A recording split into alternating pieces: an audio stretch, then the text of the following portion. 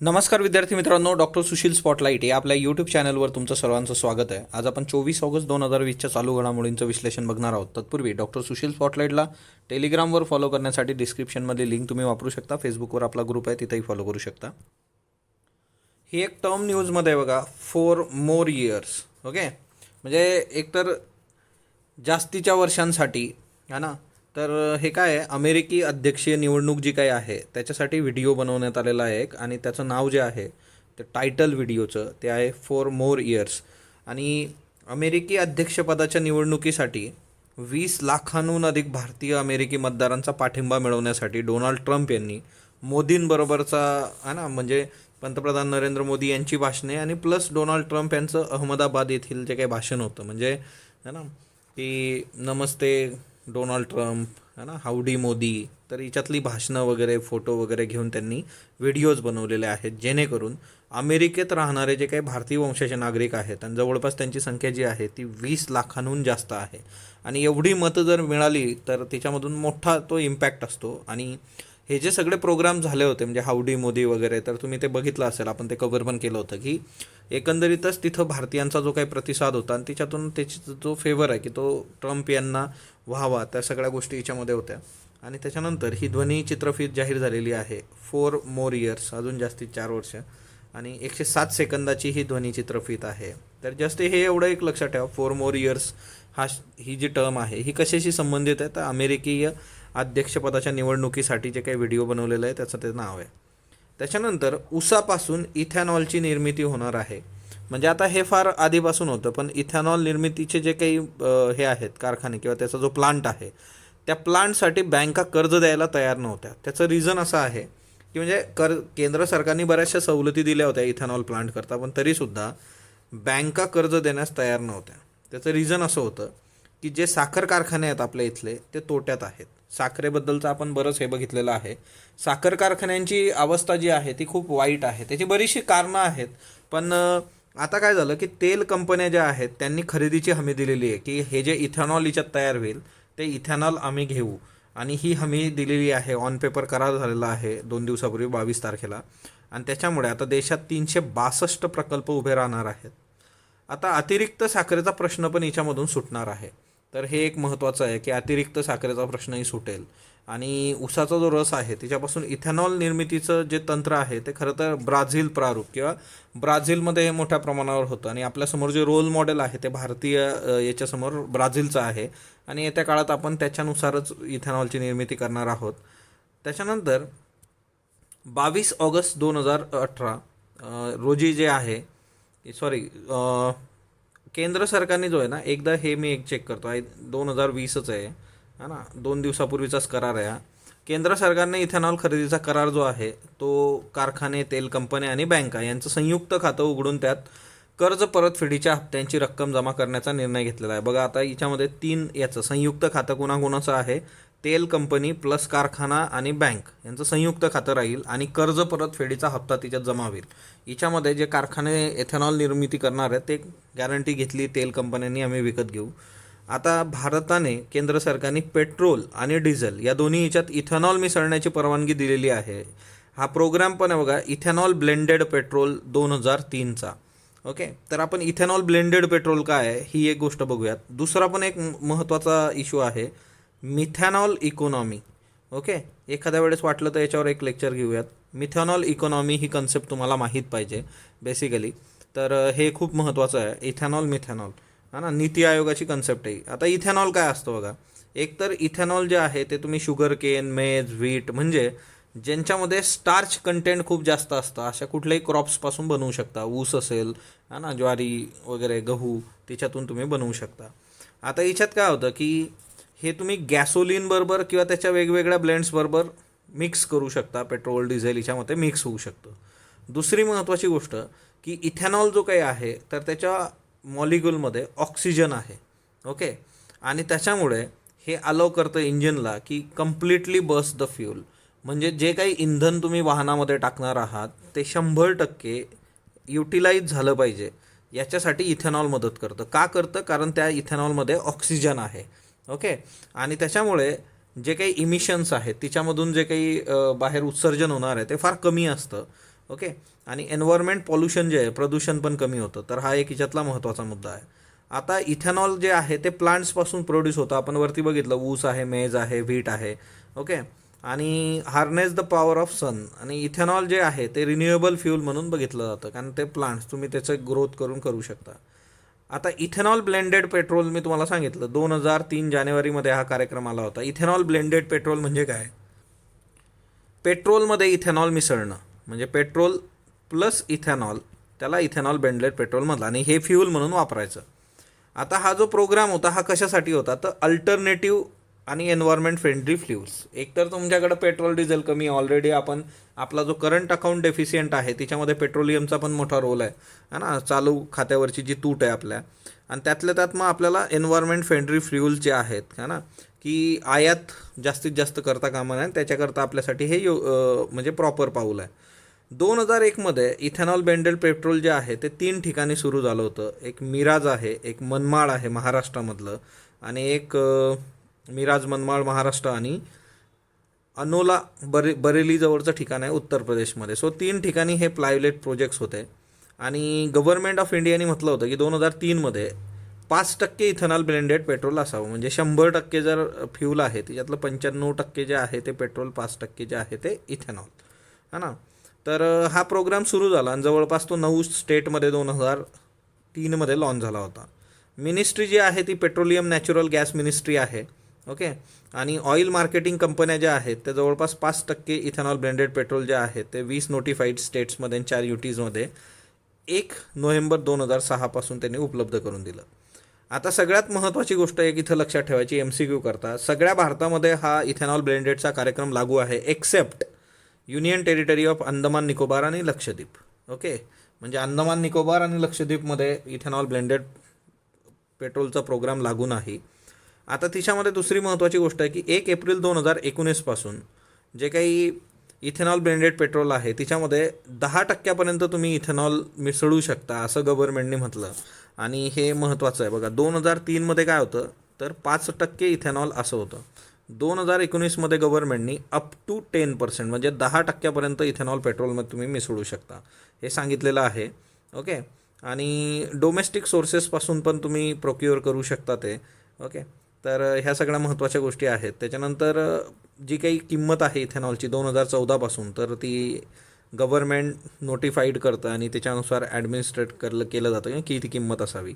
त्याच्यानंतर GST जो आहे इथेनॉलवर, की इथेनॉल ब्लेंडेड पेट्रोलसाठीचा GST तो 18%वरून 5% करण्यात आलेला आहे. MCQ करता लक्षात ठेवा, इथेनॉल ब्लेंडेड पेट्रोलसाठी इथेनॉलवरचा GST जो आहे तो 5%, 18%वरून, जेणेकरून जे आहे फ्यूलची किंमत कमी राहावी. आणि याच्यामध्ये जे आहे की इथेनॉल जे आहे ते तुम्हाला प्रायोरिटी एक जे आहे की शुगर केन, म्हणजे आपला जो ऊसाचा रस आहे, शुगर सायरप त्याच्यापासून, त्याच्यानंतर हेवी मोलॅसेसपासून, त्याच्यानंतर हेवी मोलॅसेस, हेवी, त्याच्यातले प्रकार आहेत. आणि डॅमेज फूड ग्रेन्स आणि त्याच्यापासून पण आपण बनवू शकतो. तर हा सगळा मुद्दा होता. भारताने 3 मिलियन केसेस कोविड-19च्या क्रॉस केलेल्या आहेत, म्हणजे जवळपास 30 लाखापेक्षा जास्त आपल्याकडं पेशंट्स आता आहेत. आणि आता याच्यामध्ये एक गोष्ट आहे की only a vaccine can prevent infection and bring out herd immunity. Herd immunity म्हणजे काय? एका वेळी खूप जास्त लोकांना, म्हणजे भारतातली जी लोकसंख्या आहे कुठल्याही देशाची, म्हणजे जवळपास एक 80%पेक्षा जास्त लोकांना समजा कोविड-19 झालं तर तिच्यातून मग लोक रिकवर होणार उद्या, आणि बऱ्यापैकी मग नंतरचं इन्फेक्शनचा संबंध येत नाही, त्याला हर्ड इम्युनिटी म्हणतात, है ना. स्वीडनचं एक्झाम्पल आपण बघितलं होतं. तर आता जी काही सिच्युएशन आहे तर त्याच्यानुसार है ना केसेस ज्या वाढता आहेत आपल्याकडं, आणि त्याच्यामध्ये 3 राज्य जे आहेत ते टॉपला आहेत. 3 राज्य कुठली टॉपला आहे तर एक आपलं महाराष्ट्र आहे की ज्याच्यात मोठ्या प्रमाणावर केसेस आहेत, दुसरं आंध्र प्रदेश आहे, आणि तिसरं जे आहे ते म्हणजे तमिळनाडू आहे. ओके. हे 3 राज्यांमध्ये मोठ्या प्रमाणावर केसेस आजच्या डेटमध्ये आहेत, है ना. भारत जो आहे तो आता अमेरिका आहे, ब्राझील आहे, नंतर भारत आहे. तर एकंदरीतच जे काही व्हायरोलॉजी इन्स्टिट्यूट ऑफ पुणे आहे तिथले जे तज्ज्ञ आहे त्यांचं म्हणणं आहे की आपण जे आहे की फक्त वॅक्सिनच आता प्रिव्हेंट करू शकतं. आणि दुसरी महत्त्वाची गोष्ट जी आहे की आपण ज्या काही चुका आहेत तर त्या आपण रिपीट केलेल्या आहेत. म्हणजे फॉर एक्झाम्पल जे मॅनेजमेंट आहे त्याच्यामध्ये बऱ्याचशा गोष्टी चुकलेल्या आहेत आपल्या. आणि ज्यावेळेस स्वाईन फ्लू आला होता तर त्यावेळेस ज्या गोष्टी आपण चुकून केल्या होत्या आणि त्याच्यातून आपण खूप प्रॉपरली गोष्टी शिकलेलो नाही आहे असं यांचं म्हणणं आहे. तर ठीक आहे, वर्षाअखेरपर्यंत देशात करोनाची लस येईल असं आता आपले आरोग्यमंत्री डॉक्टर हर्षवर्धन म्हटले आहे. पण तिच्यात पण जर तर असं आहे की जर काही सुरळीत झालं तर ओके, तर कंडिशन अप्लाय आहे, वर्षाअखेर आपल्याकडं लस येऊ शकते. So hope for the best है ना. ते त्याच्यानंतर अटॉर्नी जनरल, आता बघा कंटेम्प्ट ऑफ कोर्टच्या केसेस आपण बघितलं. कंटेम्प्ट ऑफ कोर्ट जी प्रशांत भूषण यांची केस चालू आहे आणि त्याच्यावर बराचसा खल चालू आहे सध्या. आता दुसरी एक स्वरा भास्करचं स्टेटमेंट होतं ओके, आणि स्वरा भास्करचं जे स्टेटमेंट आहे आपल्याला आता त्या याच्यातून जे आहे की ते स्टेटमेंट होतं त्याच्यातून न्यायालयाचा जो काही अवमान होतो राम जन्मभूमी आणि त्या सगळ्या गोष्टींसंबंधी ते होतं. एक गोष्ट लक्षात ठेवा, आपल्याला त्या स्टेटमेंटशी इतका आपला इश्यू येत नाही. आपण एक्झाम पॉईंट ऑफ व्ह्यूनी जर बघितलं तर इथं अटॉर्नी जनरल जे काही आहेत तर त्यांनी म्हटलेलं आहे की नाही, आपण स्वरा भास्करच्या स्टेटमेंटवर काही लगेच अवमान होत नाही वगैरे. इथं आपला मुद्दा आहे की पॉलिटीमधून अटॉर्नी जनरल तुम्ही करून घ्या. अटॉर्नी जनरलचं लेक्चर आय डोंट थिंक आपलं झालेलं आहे. जर झालेलं नसेल तर मी ते कव्हर करून देईल तुम्हाला. अटॉर्नी जनरल आणि दुसरी चर्चा जी याच्यामध्ये ती सॉलिसिटर जनरलची पण चर्चा आहे, आणि त्याच्यामुळे अटॉर्नी जनरल बरोबर सॉलिसिटर जनरल जे आहेत तुषार मेहता त्यांचा पण रेफरन्स आहे. सो आपण या दोन्ही गोष्टी करूयात. आणि पॉलिटी करता एक गोष्ट लक्षात ठेवायची, पॉलिटीच्या बाबतीमध्ये आपलं जे कॉन्स्टिट्यूशन आहे त्याच्यातली जे महत्त्वाची पदं असतील किंवा त्याच्याशी संबंधित जे काही आहे की जसं अटॉर्नी जनरल आहे, सॉलिसिटरचा जनरलचा इथं जो आहे रेफरन्स आलेला आहे, तर ह्या गोष्टी तुम्ही लगेच पॉलिटीमधून करणं अपेक्षित असतं ओके. आणि तसं तुम्ही त्याचे डिटेल्स कमेंट बॉक्समध्ये सांगू शकता. अदरवाईज मी एका छोट्याशा लेक्चरमध्ये महत्त्वाचे फॅक्ट्स कव्हर करेल. आजचं जे एडिटोरियल आहे द हिंदूचं त्याच्यामध्ये फूड इनसिक्युरिटीबद्दल बोललं गेलेलं आहे की भारतातली फूड इनसिक्युरिटी. एक रिपोर्ट आलेला आहे बघा, त्या रिपोर्टचं नाव आहे state of food security and nutrition in the world, SOFI report. आता हा रिपोर्ट कोणी पब्लिश केला तर हा युनायटेड नेशनच्या ऑर्गनायझेशननी केलेला आहे, सेव्हरल ऑर्गनायझेशन. सो युनायटेड नेशनचा हा रिपोर्ट आहे.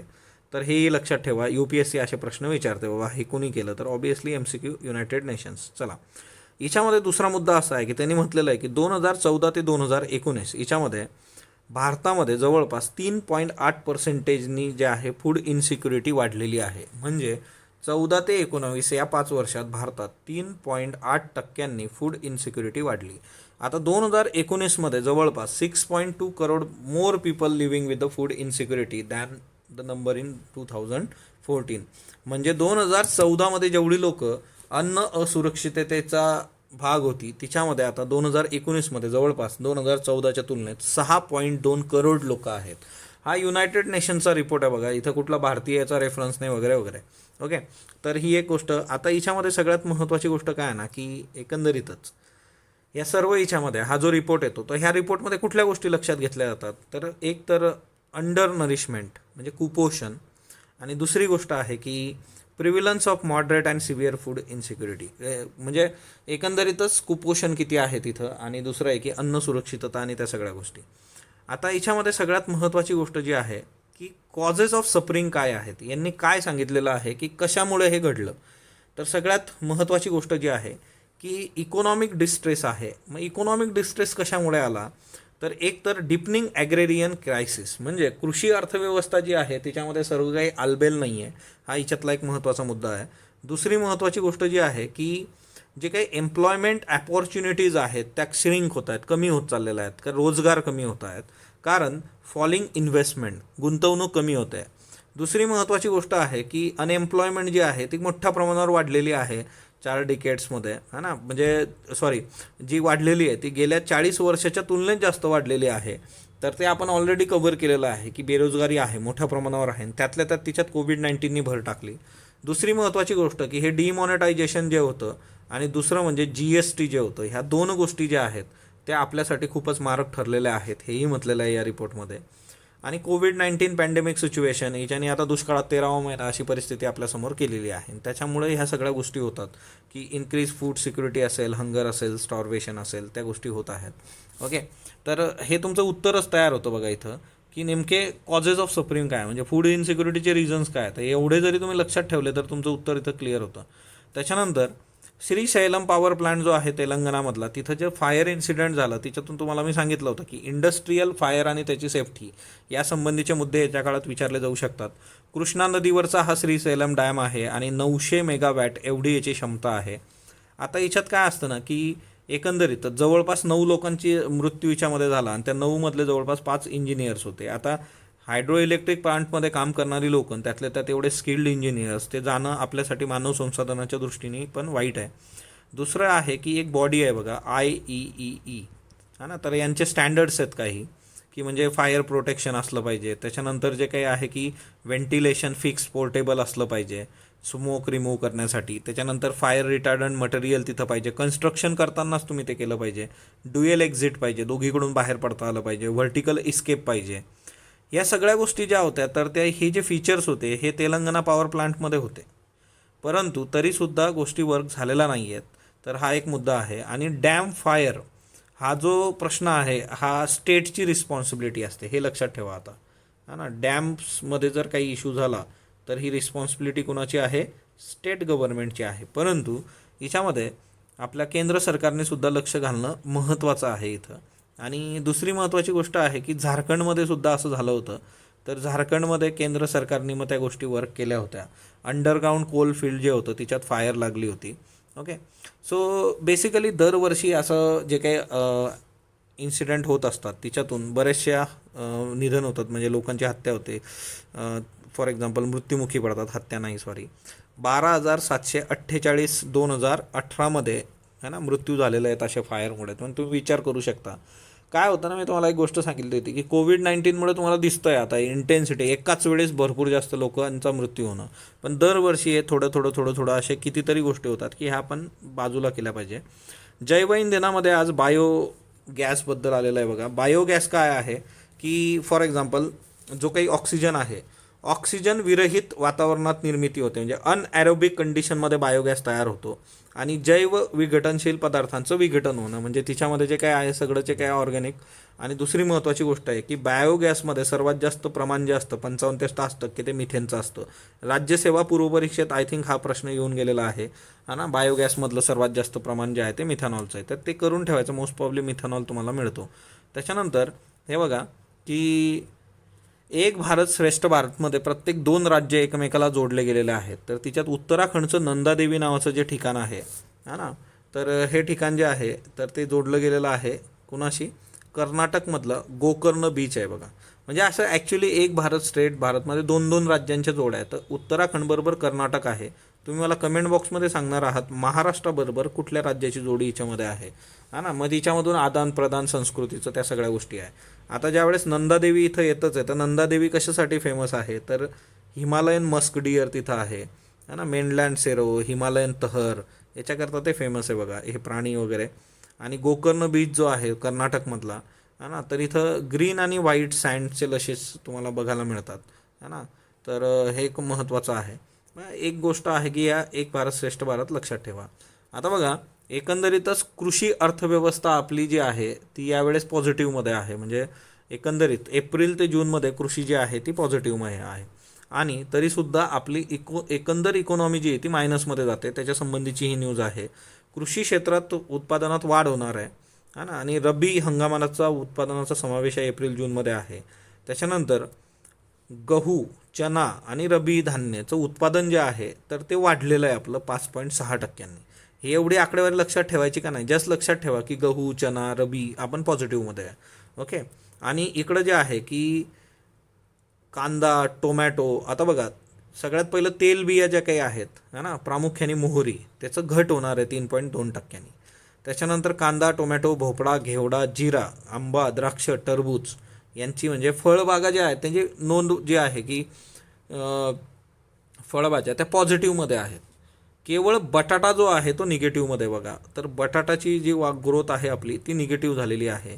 स्ट्रॉबेरीची आज न्यूज आहे, स्ट्रॉबेरी 50% घट होते, लागवड त्यांचा रेट पण गेलेला आहे सगळ्या ह्या सीझनमध्ये. सो गहू, चना, त्याच्यानंतर फक्त एक लक्षात ठेवा आता लॉस कशात आहे आपल्याला? मोहरी आणि बटाटा. ओके, प्रामुख्याने मोहरी तेलबियामधलं, आणि तेलबिया सगळ्याच निगेटिव्ह ग्रोथ 2 आहे. बाकी सगळं जे आहे ते पॉझिटिव्हमध्ये लक्षात ठेवा. त्याच्यानंतर भारतीय अर्थव्यवस्था आक्रसणार आहे. म्हणजे सरकारने GDPचं तिमाही अंदाज कधीपासून लावायला सुरुवात केली? 1996-97. 1996-97 पासून सरकार जे आहे ते GDPचे तिमाही अंदाज सुरू केले त्यांनी, की दर 3 महिन्याला GDPचा अंदाज आपण सांगतो. 1996-97 नंतर पहिल्यांदाच एप्रिल ते जून 2020मध्ये आपली वाढ जी आहे GDPची ती नकारात्मक नोंदवण्यात येणार. म्हणजे विचार करा तुम्ही, आता हे MCQसाठी खूप महत्त्वाचं आहे.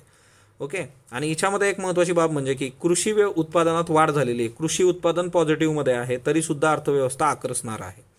आंतरराष्ट्रीय सांख्यिकी कार्यालय जे आहे, नॅशनल स्टॅटिस्टिकल ऑफिस, है ना, 31 ऑगस्ट 2020 रोजी त्यांनी आकडेवारी ती जाहीर केलेली आहे. म्हणजे देशाचं सकल राष्ट्रीय उत्पादन याच्यापूर्वी जे होतं 1979 ते 80मध्ये, तर ते -5.2% होतं. म्हणजे याच्या आधी 1979 ते 80मध्ये सुद्धा देशाची अर्थव्यवस्था -5.2 होती. परंतु त्या वर्षी कृषी क्षेत्राचा GDP पण मायनस होता, है ना, -12.8 होता तो. आणि इथं आताची कंडिशन अशी आहे 2020मधली की कृषी जे आहे ते पॉझिटिव्ह आहे, परंतु ओव्हरऑल GDP निगेटिव्ह आहे. तेवढं एक लक्षात ठेवा. तृतीयपंथीयांसाठी, थर्ड जेंडरसाठी परिषद स्थापन केलेली आहे सरकारने. मंत्रालय जे आहे सामाजिक न्याय सशक्तीकरण मंत्रालय, अध्यक्ष जे आहे त्याचे ते सामाजिक न्याय व सशक्तीकरण मंत्री असतील, हा ना. हे विचारलं जाईल. आता MCQमध्ये जर असं आलं तर साधी गोष्ट आहे, तिथं ते PM टाकू शकतात, हा ना. मग इथं लक्षात ठेवा की थर्ड जेंडरसाठीची काउन्सिल आहे, त्याचे अध्यक्ष सामाजिक न्याय आणि सशक्तीकरण मंत्री जे असतील ते असतील.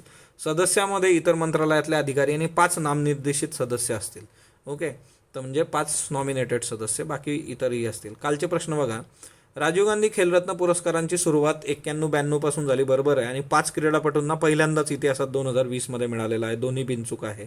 खो खोसाठी 22 वर्षांनी अर्जुन पुरस्कार जाहीर झाला, बरोबर आहे, है ना. खो खोवर येऊ शकतं कारण महाराष्ट्रात मातीतला खेळ आहे. 2020मध्ये खो खो करता कर्नाटकच्या नाही, 2020मध्ये सारिका काळे महाराष्ट्र, त्याच्यामुळे फक्त अयोग्य. त्याच्यानंतर श्रीशैलम जलविद्युत प्रकल्प कोणत्या नदीवर आहे? कृष्णावर आहे. आत्ताच बघितलं, 900 मेगावॅट त्याचं हे आहे, हा ना, एकंदर क्षमता जी आहे. थुंबी महोत्सव, ड्रॅगन फ्लाय उत्सव केरळमध्ये स्थापन झाला, साजरा झाला बघा, हा ना. ड्रॅगन फ्लायचे काय फायदे होते तेही आपण बघितले होते. बायसन किंवा इंडियन गोर जे आहे ते वल्नरेबल आहे, तर तेवढं एक लक्षात ठेवा. आजचे प्रश्न घ्या, हा ना. आजचा IAS मेनसाठीचा प्रश्न बघा. According to food security and nutrition in the world, SOFI report, food insecurity increased in India. What are the reasons behind it? भारतात फूड इनसिक्युरिटी वाढण्याचे रिझन्स काय आहे? How to overcome this challenge? Comment. 15 mark 250 शब्दांसाठी. MPSC essay, food security and India 400 शब्द. सांप्रदायिकतेला कायदेशीर रूप देणारा कायदा खालीलपैकी कुठला? आजचा पहिला प्रश्न, है ना. 1909चा कायदा आहे, 1892चा कायदा, 1861चा कायदा, 1773चा कायदा. सो पुढचा प्रश्न आहे, केंद्रीय आणि प्रांतिक कायदेमंडळातील अशासकीय सदस्यांची संख्या वाढली. दुसरं स्टेटमेंट आहे, अर्थसंकल्पावर चर्चा करण्याचे अधिकार मिळाले. वरील विधानं खालीलपैकी कोणत्या कायद्याशी संयुक्तिक आहेत? 1909चा कायदा, 1892चा कायदा, 1858चा कायदा, 1773चा कायदा. खातेनिहाय कामकाज किंवा पोर्टफोलिओ सिस्टीम कोणत्या कायद्याद्वारे अस्तित्वात आली? 1909चा कायदा, 1919चा कायदा, 1909चा कायदा, 1861चा कायदा, 1935चा कायदा. Act for good government of India, सुप्रशासनाचा कायदा असे कोणत्या कायद्याला संबोधलं जातं? 1773चा कायदा, 1935चा कायदा, 1813चा कायदा, 1858चा कायदा, है ना. ईस्ट इंडिया कंपनीची व्यापारासंबंधीची मक्तेदारी नष्ट करणारा कायदा खालीलपैकी कोणता आहे? 1813चा कायदा, 1833चा कायदा, 1858चा कायदा आणि 1784चा कायदा, है ना. कायदे जरा जास्त, है ना. सो आपण कायदे, आता काय 3 कायदे राहिलेले आहेत आपले, तेही आपण कव्हर करू आणि तुमचं सगळं कायद्याची सिरीज कंप्लीट होते. स्पॉटलाईटला तुम्ही जो प्रतिसाद देत आहात त्याबद्दल मी आपला आभारी आहे. स्पॉटलाईटला लाईक करा, शेअर करा, सबस्क्राईब करा. धन्यवाद विद्यार्थी मित्रांनो.